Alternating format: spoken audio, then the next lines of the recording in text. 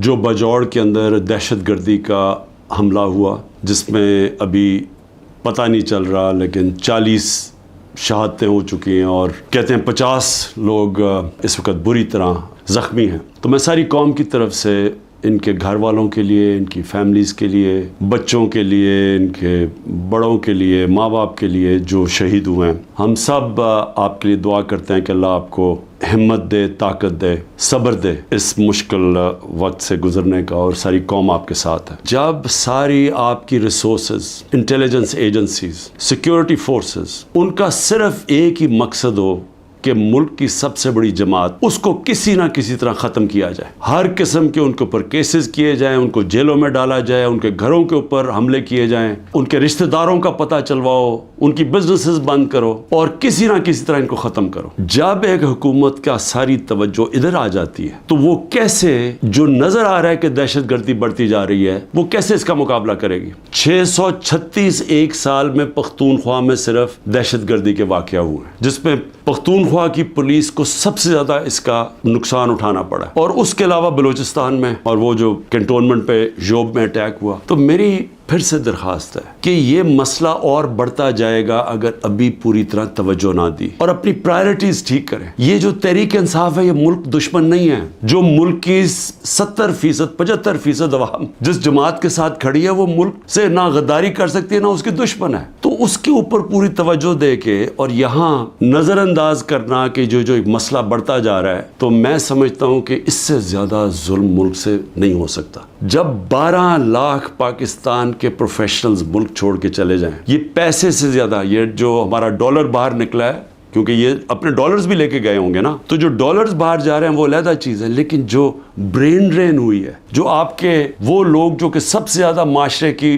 اٹھانے میں ان کا ہاتھ ہوتا ہے، پروفیشنلز کا، وہ جب ملک چھوڑ کے جا رہے ہیں، بزنس مین وہ ملک چھوڑ کے جا رہے ہیں، جو آپ کے ڈاکٹرز ہیں، ہاسپٹلز میں جو ڈاکٹرز ہیں، جو اسپیشلسٹ ہیں، جب وہ ملک چھوڑ کے جا رہے ہیں تو مجھے بتائیں ملک کا کیا مستقبل ہے؟ اور وہ اسی لیے ہے کہ کسی کو سمجھ ہی نہیں آ رہی ملک جا کدھر رہا ہے، کہ ایک پارٹی کو ختم کرتے کرتے سارے ملک کے ادارے تباہ کر دیے. کسی ادارے کے اوپر لوگوں کو اس وقت اعتماد نہیں ہے. FIA کو تو لگایا ہوا ہے کہ جی کسی نہ کسی طرح پکڑو عمران خان کو اور یہ PTI کی لیڈرشپ، کسی طرح سائفر پہ پکڑ لو. یہ نہیں پتا کہ سائفر جتنی سائفر پہ بات ہوتی ہے تو ساری انگلیاں ان کے اوپر آتی ہیں. نون لیگ کے ڈیفنس منسٹر نے بھی کہہ دیا ہے کہ جنرل باجوہ نے تو ہمیں پہلے سے بتا دیا تھا کہ میں یہ گورنمنٹ گرانے لگا ہوں. اس نے تو یہ کہا ہے کہ اگر کرونا نہ آتا تو یہ تو 1 سال کے اندر گورنمنٹ گر گئی تھی ہماری، اور پنجاب تو وہ پہلے گرانا چاہتے تھے. اس کے بعد کہتے تھے تم سینٹر بھی لے لو. ہمیں تو یہ پتا تھا کہ سازش ہوئی ہے. لیکن یہ بھی ایک اور سوال اب اٹھتا ہے کہ کیسے کوئی آدمی جو گریڈ 22 کا ایک آفیسر ہے، کیسے وہ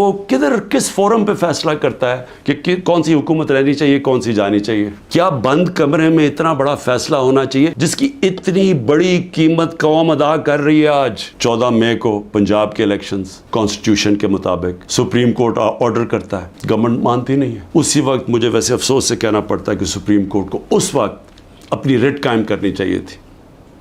ہمیں افسوس ہے کہ انہوں نے اس حکومت کو آئین کو توڑنے کی اجازت دے دی. جب آپ نے ان کو کوئی ایکشن ہی نہیں لیا تو اس کا مطلب گورنمنٹ اور تو چوڑی ہو گئی.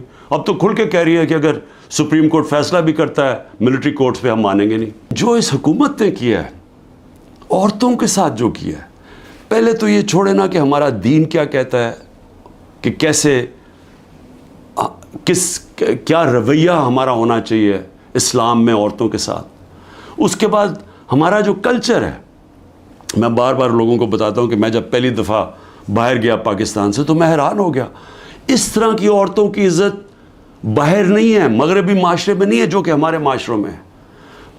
اور جس طرح عورتوں کو سڑکوں پہ گھسیٹا، جس طرح ان کو جیلوں میں ڈالا، جس طرح ابھی تک جس طرح عورتوں کو جیلوں میں رکھا ہوا ہے، اور میں یعنی حیران ہوں کہ کیا ڈاکٹر یاسمین کسی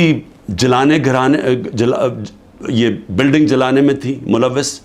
کیا عالیہ حمزہ تھی؟ کیا طیبہ تھی؟ کیا صنم تھی؟ کیا ختیجہ؟ انہوں نے کوئی بلڈنگ جلائی ہے؟ ان کو اتنی بڑی سزا کہ 80 دن سے یہ جیلوں میں ہیں. اور بھی عورتیں ہیں. کوئی جیو فینسنگ میں کوئی عورت مل گئی، اس کو پکڑی جیلوں میں ڈال دیا. اور ان کے بچے ہیں، اور اس کے باوجود ان کو جیلوں میں رکھا ہوا. یہ کون سے معاشرے میں ہوتا ہے؟ اور یہ پرامن احتجاج تھا. پرامن احتجاج آئین ہمیں حق دیتا ہے. یہ پاکستان کا قانون نہیں توڑا تھا کسی نے. اس سے بڑا ظلم کیا ہو سکتا ہے کہ 50% آپ کی آبادی آپ ان کو پالیٹکس سے باہر نکال دیں، جبکہ وہ شرکت کرنا شروع کر دی تھی. ایک سیاسی شعور پیدا ہو گیا تھا جس میں عورتیں کیا، بچے، نوجوان، بوڑھے. لیکن جو عورتوں کی شرکت تھی، مجھے ایسے لگتا ہے کہ یہ پلان کے تحت، یہ پلان کر کے عورتوں کو سیاست سے باہر کیا جا رہا ہے. جس طرح انہوں نے اوورسیز پاکستانیز کی ووٹنگ کینسل کروائی، ہم نے جو ان کو ووٹنگ رائٹس دلوائے تھے. ہم نے حضرت امام حسین کی شہادت سے کیا سیکھا؟ تو جب پتہ تھا کہ وہ پوری کی پوری فوج سامنے کھڑی ہے، پیچھے نہیں ہٹے، جھکے نہیں. اور جو ان کی شہادت تھی، جس طرح علامہ اقبال کہتے ہیں کہ صدیوں تک مسلمان جب کھڑا ہوتا تھا ظلم کے خلاف، غلامی کے خلاف، تو وہ لا الہ الا اللہ اور امام حسین، حضرت امام حسین کی جو شہادت تھی وہ ہمیشہ یاد رکھتا تھا. وہ جو پتہ ہوتے ہوئے ایک انسان کو کہ ہم جیت نہیں سکتے، یعنی کوئی میری موت ہے، میں یہ جو اب کھڑا ہوں اسٹینڈ کے اوپر تو میں زندہ نہیں رہوں گا. اس کے باوجود وہ عشق کتنا ہوتا ہے اوپر والے کے ساتھ کہ وہ کہتا ہے کہ میں یہ کوئی نہ سمجھے کہ میں خوف کے بت کی وجہ سے کسی کے سامنے جھک گیا ہوں. اور یہ ہوتا ہے کہ جو انہوں نے بیج بو دیے کہ ہمیشہ مسلمان دنیا میں ظلم کے سامنے جب لوگ کھڑے ہوتے ہیں تو ان کو یاد آتا ہے وہ اس قربانی کا. یزید نے کیسے یہ ظلم ہونے دیا تھا، وہ کیوں کامیاب ہوا؟ کیونکہ کوفہ کے لوگ اتنے خوف زدہ تھے. اس نے اپنا گورنر، ظالم گورنر کو رکھا تھا وہاں، اس کے ظلم کی وجہ سے وہ اتنے سہمے ہوئے تھے، وہ اتنے ڈر گئے تھے یزید کے ظلم سے کہ وہ نکلے نہیں. انہوں نے اتنا بڑا ثانیہ اسلام کی تاریخ میں ہونے دیا اور وہ ساری زندگی پچھتاتے رہے. میرے پاکستانیوں، یہ یاد رکھیں، یہ جو ظلم کیا جا رہا ہے، آپ کے اوپر خوف ڈالا جا رہا ہے کہ یہ جی وہ جیل میں پکڑ لیں گے، وہ گھر توڑ دیں گے، وہ یہ کر دیں گے، وہ مار دیں گے، وہ ویگو ڈالا آ جائے گا. آپ اس سے اپنے آپ کو آزاد کریں.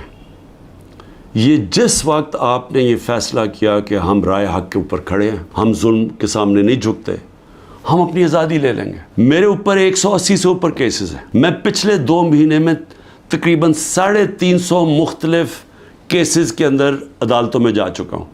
ایک دن میں 19 کیسز کا میں نے سامنا کیا اور میں یہ کرتا جاؤں گا. ہو سکتا ہے کہ میں نہ کر سکوں، یہ مجھے جیل میں، کیونکہ پوری کوشش کریں جیل میں ڈالنے کی، میں اس کے لیے تیار ہوں. لیکن میں یہ بتانا چاہتا ہوں کہ یہ جو مرضی کر لیں، میں کھڑا ہوں.